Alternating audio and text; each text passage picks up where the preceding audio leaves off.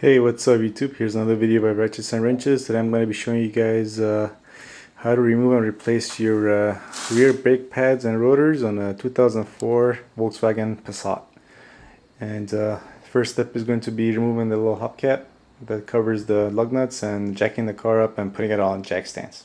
Before you jack up the car though, make sure the car is in park since you're going to be using replacing the rear brake pads, that the emergency brake is off, and you place a 2x4 or something to choke the front wheel so the car doesn't move while you're jacking it up or putting it on jack stands.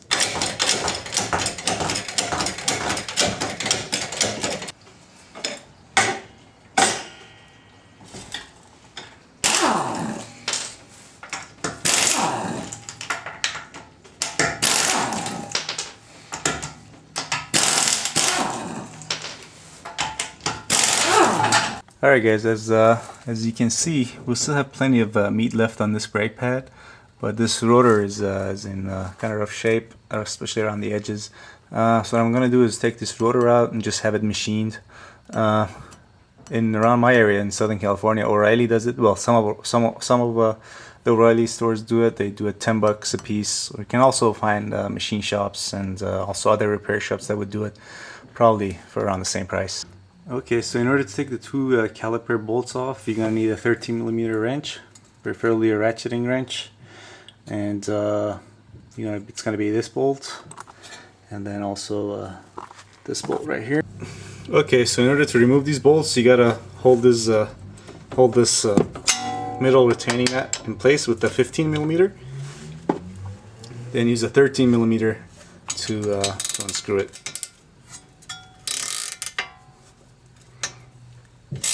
Actually, just resting the 15mm against the strut, the knuckle, I guess you call it. Just easier to. Yep, there's the first one. Okay, enough for the bottom part. I didn't have enough room here for my ratcheting wrench, so I'm just using a regular 13mm socket with the extension bar on my 3/8 ratchet, and I'm just gonna twist this off this way.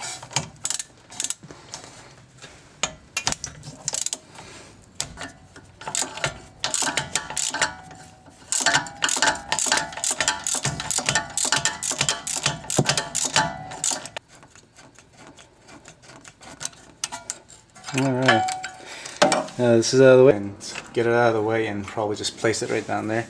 And this thing is kind of pretty tight, so there we go. Alright,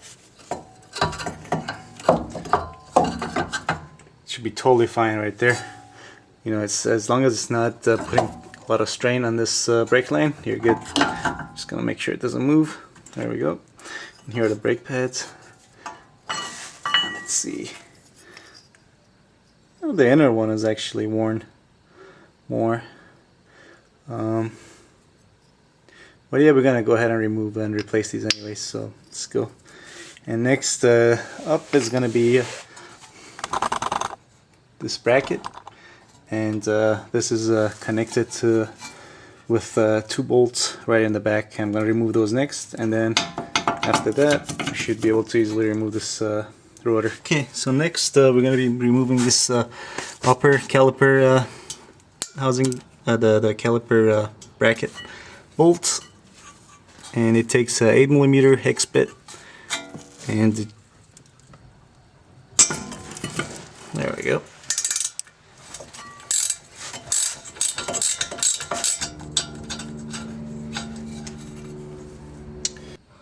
Okay, and now the lower one.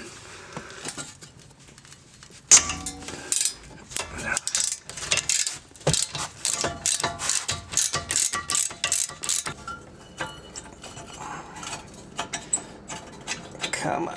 There we go. Alright, here's the bracket. And here's our rotor. Alright, so I'm back from the parts store.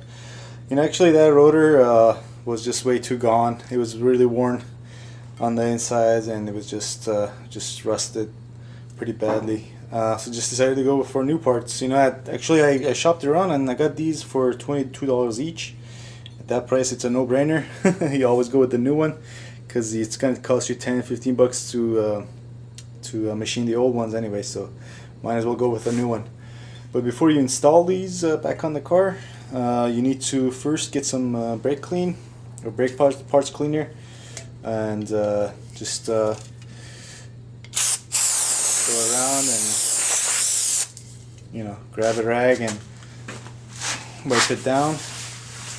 Also, what you want to make sure is it's not a must, but it helps greatly. You know, when I got this, when you usually get new ones, they're already all scored up with all these little marks, as you can see on the rotor, but this one didn't. So I got my my angle grinder, and I you know, lightly with this disc. It's you don't use sandpaper. Just this is this is just made for removing corrosion and stuff. But I just use it lightly, very lightly, to just score this up. It helps with braking and also reduces noise when you first your brake pads are you know, when you first install your brake pads. Okay, so before we put this bracket back on, we need to do two things. First, we want to make sure that both these bolts can move freely back and forth, and as you can see, they do. Next, you want to take them out and make sure they're greased up, or, you know, especially in my case, well, these look pretty good shape. The grease is in good shape, it's not dried or anything, so I'm just gonna put these back together. But if they're not, you need to use some anti-seize. And next, what you want to do is your brake pads are gonna be moving right. They're gonna sit right here, and you know, if you don't want any noise from your brakes, you want to basically clean off wherever there's contact. So in this case, it's gonna be well, this thing is pretty corroded, so I'm gonna clean as much as I can. But especially you want to clean this surface and this surface, because that's where this is gonna be riding on, going back and forth as your brake caliper presses it in and it releases. So yeah, I'm gonna use my angle grinder again to just clean these off. You know, if you don't have an angle grinder, you can just get this piece right here and use your drill. And if you don't have either, you can always use sandpaper. Probably just 80 grit, or I don't know, 120 grit should do it.